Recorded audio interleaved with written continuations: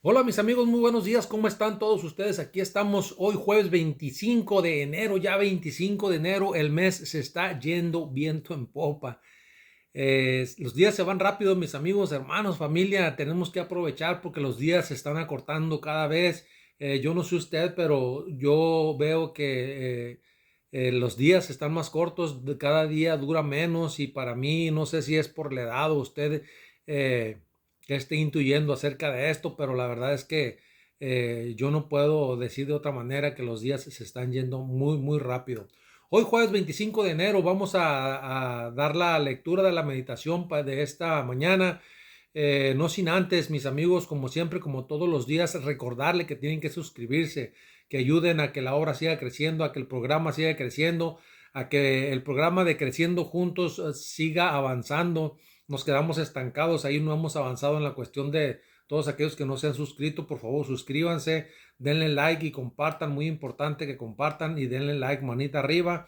Cuando usted se suscriba, ya les he dicho muchas veces, le van a aparecer notificaciones. Usted póngale todas las notificaciones para que usted tenga la primicia de que cada vez que subamos contenido nuevo, usted pueda recibirlo de primera plana. Así que mis amigos, mis hermanos, vamos a tener una palabra de oración para poder darle lectura a nuestra meditación de esta mañana. Así que oremos. Buen Dios y Padre, gracias, gracias Señor, te damos una vez más. Gracias por darnos la vida, Señor. Gracias por enseñarnos a tener esa dependencia de ti, buen Dios. A saber, Señor, que tú estás ahí siempre en el lugar donde nos has prometido, buen Dios, y que nos enseñes, Padre, para que podamos confiar en las promesas, para que podamos acercarnos más a ti, Señor, para que podamos conocerte más y que no nos separemos, Señor, de tu presencia, Padre. Rogamos, quédate con nosotros en esta mañana, instrúyenos, Señor, en tu palabra y enséñanos, Padre. Lo rogamos y lo pedimos en el nombre de Jesús. Amén. Amén. La ayuda desde el santuario lleva por título la meditación de esta mañana. Yo, en lo personal, amigos, hermanos, familia, siempre me preguntaba qué era el santuario, ¿no? Y hasta ahora he comprendido muchas cosas que no comprendía antes. Y bueno, el santuario fue puesto en medio del pueblo de Israel para que el pueblo supiera que Dios quería estar presente con ellos y lo manifestó de esta manera, poniéndoles un santuario. El santuario es como un altar que puso en medio del pueblo porque Dios quería ser parte de ellos, quería que supiera al pueblo, quería Dios que supiera al pueblo que Dios estaba en medio de con ellos y que Él era parte de lo que era el pueblo de Israel. ¿Cómo se manifestaba? Les puso el santuario y cada que alguien tenía una necesidad iban al santuario a estar en comunión con Dios. Esto, ¿qué refleja? ¿Qué manifiesta? ¿Qué nos enseña? ¿Recuerdan ustedes la venida de nuestro Señor Jesucristo? Jesucristo vino y vivió con nosotros como ser humano, como persona, y se mezcló con nosotros y también vino en nuestros tiempos a estar con nosotros y Él quería que supiéramos que podíamos confiar y contar con Él y que Él había venido con un propósito. ¿A qué vino? A vencer a la muerte, cosa que nosotros no hemos podido hacer y Él lo hizo. ¿Cómo la venció? Resucitó. En grandes rasgos y en palabras así entendibles, esto es el santuario, el que Dios se manifiesta cada vez con nosotros y nos hace saber que siempre está con nosotros, siempre y cuando nosotros lo pidamos en oración y querramos tener esa comunión, esa unión con el Dios verdadero. Recuerden esto siempre, mis amigos, hermanos. Si usted se aparta de la presencia de Dios, difícilmente Dios va a poder morar o va a poder hacer un santuario en usted si usted no le permite llegar hasta usted. Así es de que le invito para que poco a poco, como así como todos comenzamos al inicio de sin saber nada, empezamos a conocer a Dios, empezamos a entender de qué manera Dios trabaja, empezamos a aceptar que tenemos que someter nuestro yugo al de Él y que tenemos que dejar que Él luche las batallas de este mundo porque nosotros simplemente no podemos, somos humanos que no tenemos el poder para poder ejercer muchas cosas que Dios puede en su sapiencia, en su sabiduría. Dios es Dios, Dios él es omnipotente, es omnipresente, Él va y está en todos lugares y puede hacer todo siempre y cuando sea la voluntad de Él. Así es de que dicho esto, mis amigos hermanos, vamos a leer Salmos 3 4 14 7 21 al 3 27 5 y 36 8 el 61 4 y el 68 5 y 35. Son muchos los salmos que vamos a leer. Sí, voy a tratar ser un poquito más, tratar de resumir, no son demasiados, pero usted apúntelos. Se va a quedar la grabación ahí para que usted apunte todos los salmos y pueda corroborar que lo que le estoy hablando es verdad. ¿De dónde procede la ayuda en estos pasajes?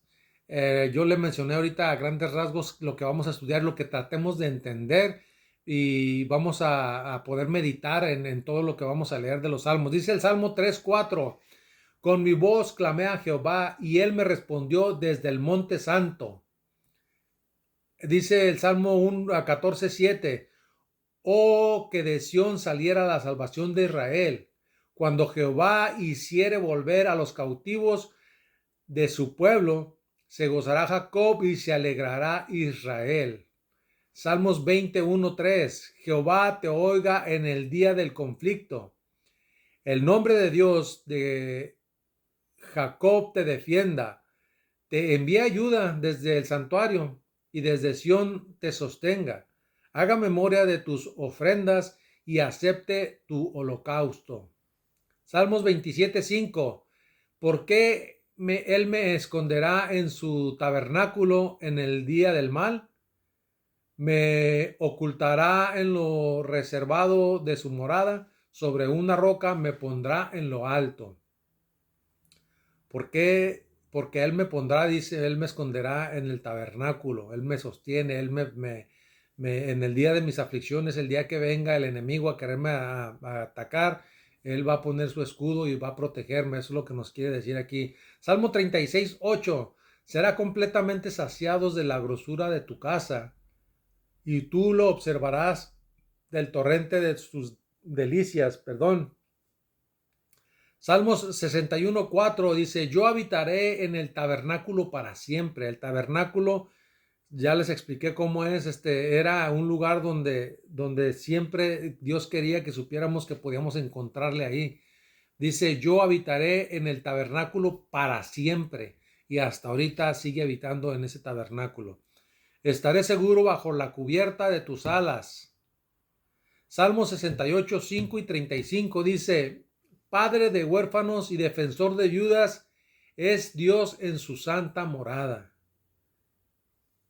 Y 35 dice: temible eres, oh Dios, desde tu santuario, el Dios de Israel. Él da fuerza y vigor a su pueblo, bendito sea Dios. La figura del refugio y la ayuda espiritual y física aparecen notablemente en el contexto del santuario. El santuario es un lugar de ayuda y de seguridad y de salvación. El santuario da cobijo a los atribulados. Dios defiende a los huérfanos y a las viudas. Nos dijo en el 5 del Salmo 6, 5 y 35. Y dice: y da fuerza a su pueblo desde el santuario. Cuando desde Sión, desechado de la hermosura, resplandece Dios. Salmo 5:2. Se proclaman los justos juicios de Dios y surge la bendición del Señor. El refugio del santuario supera la seguridad que ofrece cualquier otro lugar del mundo, porque el santuario, Dios habita él en persona. Tenga la seguridad, aquí no lo muestra de una manera simbólica, pero el santuario está ahorita puesto, después de Jesucristo vino y lo puso en su corazón, en su mente, para que usted pueda encontrarle, no necesariamente un lugar, no necesariamente una iglesia. Dios está siempre, dice: donde haya 2 o 3 en mi nombre, ahí voy a estar yo. Recuerde bien esto, no necesariamente tiene que estar en una iglesia o en una estructura o en un templo. Puede estar en su casa, en su hogar. Si usted le permite la entrada, puede estar en su corazón. Si usted le abre las puertas de su corazón, Él puede estar en usted y usted puede comunicarse con Él, puede hablar con Él y Él le va a responder de acuerdo a su voluntad. Recuerde bien esto. La presencia de Dios no meramente es del templo o el edificio firme. Brinda la seguridad de sí mismo, pero del mismo modo, al ser el monte donde mora el Señor, el monte de Sión supera a otros montes, aunque en sí mismo era una colina no muy grande ni elevada. Les repito lo que les dije. Probablemente estoy un poquito confuso porque paré, pero no necesariamente tiene que estar. Dios estaba cuando el pueblo que empezó a caminar, el pueblo de Israel, fue sacado de Egipto, yo les comenté que de donde ellos salieron, de donde tenían, eran 11 días de jornada. Eran 11 días de donde iban a recibir la heredad que Dios tenía para darles. Y por una cuestión de actitud, por una cuestión mental, el pueblo se dejó derrotar. Ya iban derrotados desde el momento que empezaron a renegar, que empezaron a decirle: para eso nos sacaste, Moisés, para que muramos en el desierto. Y empezaron con una actitud mala. Entonces, esa actitud les llevó de 11 días que tenía Dios destinados para ellos, para darles la tierra prometida. Tuvieron que pasar 40 años. Y aún en medio de esos 40 años, el Señor no dejó entrar a ese pueblo renegón. Los únicos que entraron fue la descendencia de Josué y Caleb, que fueron los únicos que dijeron: nosotros sí podemos, nosotros los venceremos. Ellos pelean con espadas, pero nosotros venceremos con la espada del Señor. Así que la cuestión aquí es la actitud que tú tengas para recibir esa heredad. ¿Cómo quieres caminar con Dios? ¿Cómo estás dispuesto a seguir los pasos que Dios te da en este mundo? Déjenme conectarme otra vez porque se me está acabando la carga.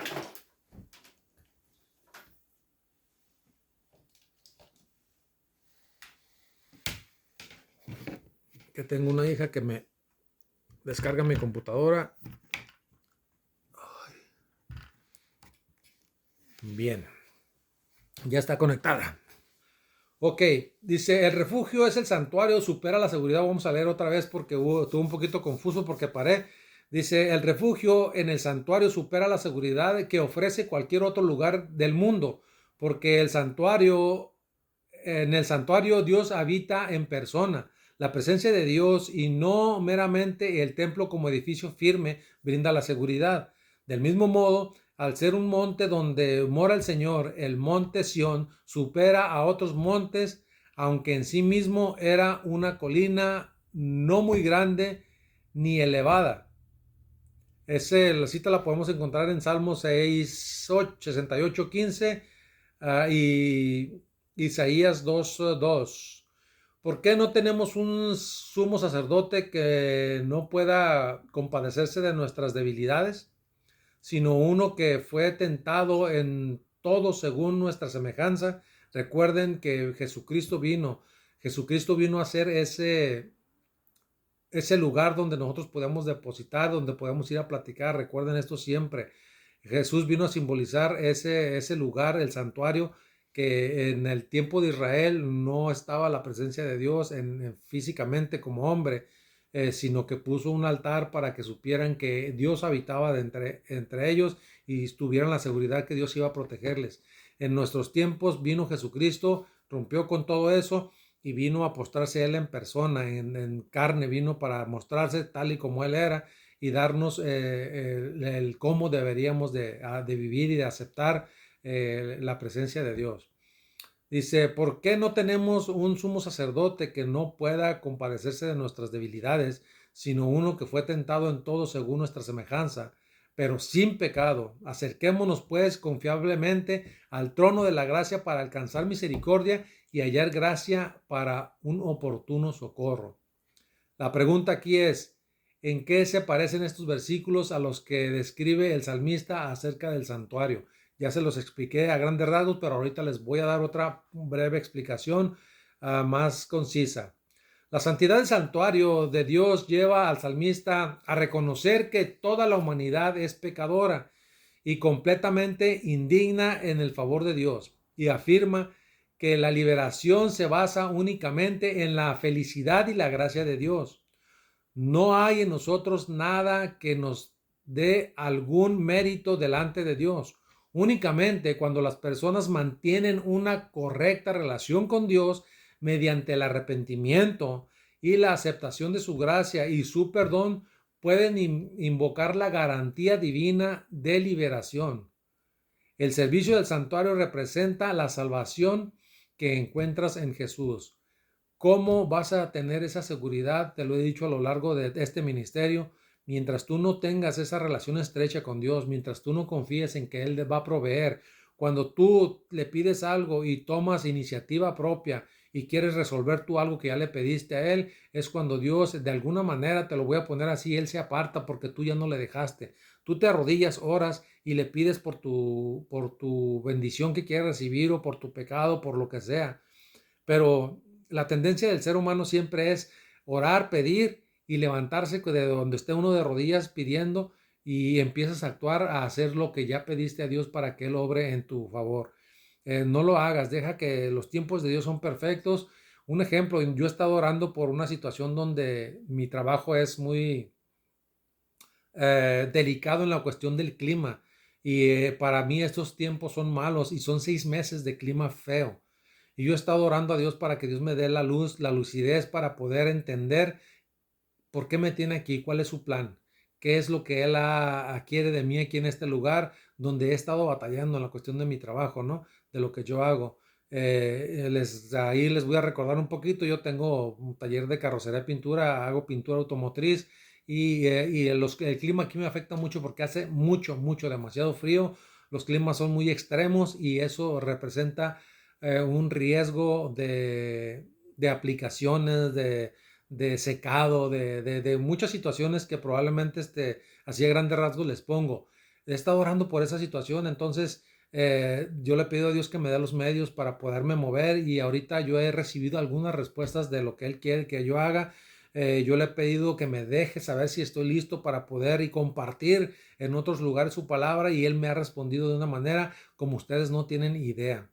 Eh, Vamos a tener campañas y fui invitado, es una de las respuestas que yo he tenido, así que el Señor me está llamando a otras áreas, a otros lugares, y Él responde en sus tiempos, en su momento, Él responde. Tengo 24 años aquí batallando, así es de que imagínense ustedes.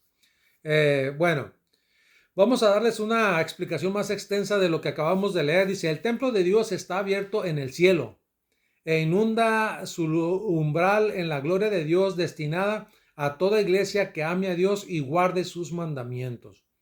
Necesitamos estudiar y meditar y orar. Tendremos entonces esa visión espiritual para discernir los atrios interiores del templo celestial. Percibiremos los temas de los himnos y agradecimientos del coro celestial que están alrededor del trono. Cuando Sión se levante y resplandezca, su luz será más penetrante y se oirán preciosos himnos de alabanza y agradecimiento en las asambleas de los santos. Cesarán las murmuraciones y quejas y por pequeñas desilusiones y dificultades. Mientras apliquemos el colirio aureo, veremos la gloria venidera. La fe penetrará en las densas sombras de Satanás y veremos a nuestro abogado ofreciendo el incienso de sus propios méritos en nuestro favor. Cuando veamos esto tal cual es, como el Señor desea que lo veamos, nos embargará un sentido de la inmensidad y diversidad del amor de Dios. Vamos a poder contemplar el cómo Dios nos defiende ese día de tribulación. El día malo no necesariamente tiene que ser el día que venga la tribulación.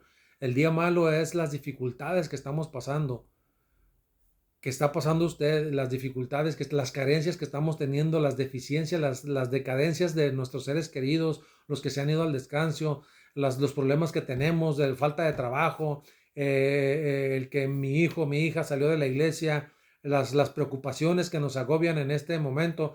Mientras usted no tenga esa unión, esa comunión con Dios, no va a poder sentir la presencia de Dios. Y de hecho, mientras usted no deje sus cargas, sus preocupaciones en Él, va a llegar el momento donde el Espíritu de Dios se aparta de su presencia porque usted no deja que Dios trabaje en su favor como Él quiere trabajar. ¿Qué te quiere enseñar? Pregúntale todos los días, Señor, ¿qué quieres que sepa? ¿Qué quieres que entienda con esta prueba que me estás poniendo? Ayúdame a entenderla y ayúdame a entender y crecer en fe y en sabiduría. Dice, Jesús conoce las necesidades de sus hijos y le gusta escuchar sus oraciones. Ore, estudie su palabra, pero lo más importante, comparta su palabra. Hable la palabra. Dígales a aquellas personas las bendiciones que usted ha recibido. Dice, Jesús conoce las necesidades de sus hijos y le gusta escuchar sus oraciones, que sus hijos se aparten del mundo y de todo lo que pudiera apartar los pensamientos de Dios. y que sientan que no están solos y que está el Señor con ellos. Dice que su ojo contemple lo más profundo del corazón y lee los deseos del alma y que puedan hablar con Dios. Con fe humilde podéis pedir el cumplimiento de sus promesas y sentir, aunque no tenéis nada en vosotros mismos que pudiera serviros para suplicar el favor de Dios, debido a los méritos y la justicia de Cristo, podéis acercaros confiablemente al trono de la gracia para hallar socorro en el momento oportuno. Nada puede fortalecer tanto el alma para resistir las tentaciones de Satanás en el gran conflicto de la vida como buscar a Dios en humildad y presentar delante de Él vuestras almas en toda su indigencia, a la espera de que Él será vuestro ayudador y defensor. Confíe en Dios, ponga sus cargas y deje que Él obre en usted conforme a su voluntad. Con la fe confiada en un niñito hermoso de acudir a nuestro Padre Celestial, contándole todas nuestras necesidades, siempre está listo para perdonarnos y ayudarnos. La fuente de la sabiduría divina es inagotable. Recuerde esto, no se termina. Por más que usted diga, volví a pecar, volví a caer de la gracia de Dios, siempre hay una nueva oportunidad para poder venir y rendirte a los pies de Cristo. No te rindas, no sientas que porque pecaste, sientas que caíste de la gracia de Dios. Ríndete a sus pies, pídele perdón y continúa. Levántate, sacúdete, cíñete el lomo, cíñete tu cinto y sigue caminando, porque en Él vas a encontrar esa promesa, pero aférrate. Dice la palabra de Dios, el que persevere hasta el fin, ese va a ser salvo. Mas no te burles tú del Espíritu Santo, sabiendo que lo que a Dios no le agrada, tú lo sigues haciendo, sigues reincidiendo en ese pecado. Dios te da la oportunidad de que te arrepientas y sigas caminando, pero si ya lo haces con esa alevosía, esa intención de que, al cabo Dios me perdona, ¿no? A cabo yo puedo vivir mi vida así desordenada y en el último día de mi último aliento, yo le pido perdón a Dios y ya está. Las cosas no son así. Dios conoce tu corazón, Él sabe que te estás esforzando y sabe que estás luchando con las pruebas que te pone aquí el enemigo, y sabe que Él te conoce y sabe y conoce exactamente lo que hay en tu corazón. Así es de que con Él no vamos a poder jugar, ¿sí? El anhelo que podríamos tener de bendiciones espirituales se describen en estas palabras: como el ciervo brama por las corrientes de las aguas, así clamo por ti, oh Dios, el alma mía. Clama a Dios y Él te va a responder. Necesitamos una profunda hambre espiritual por los ricos dones que el cielo puede concedernos a nosotros. O que podamos tener un deseo consumidor de conocer a Dios por experiencia para llegar hasta la cámara de la audiencia del Altísimo. Tenemos que, tú lo quieres conocer por experiencia propia, no te quieres basar por lo que yo te esté hablando ahorita en este momento, quieres conocerlo tú personalmente, pues este es el momento para que tú tomes la iniciativa y te pongas a estudiar, te pongas a orar y que Dios te dé el entendimiento para que puedas crecer en fe, en sabiduría y en fortaleza. Extendiendo la mano de fe y vaciando nuestras almas impotentes sobre aquel poderoso para salvar, su bondad amante es mejor que la vida. Dios nos cuida y podemos buscarlo un contexto más amplio de todo esto, de que Dios nos cuida y que tengas esa seguridad de que Dios está al pendiente, de que Dios está morando en ese lugar donde Él ha puesto para que tú vayas y converses con Él, para que tú platiques, para que tú le entregues tu vida entera y le confíes todo lo que puedas. Él está morando en tu corazón, en tu mente. No necesariamente en los templos. Sí podemos ir a adorar allá porque tenemos un lugar para irlo a adorar, para ir a compartir con los hermanos, ¿no? Porque de repente se da situaciones en las iglesias, en los distritos, como la iglesia se maneja por distritos. La iglesia, la asociación es una, y la iglesia distribuye o se distribuyen las iglesias como en toda la ciudad, ¿no? El distrito de Tecate, por ejemplo, tiene 6 iglesias, 7, y de repente estamos ahí en esa disintonía, ¿no? No en sintonía.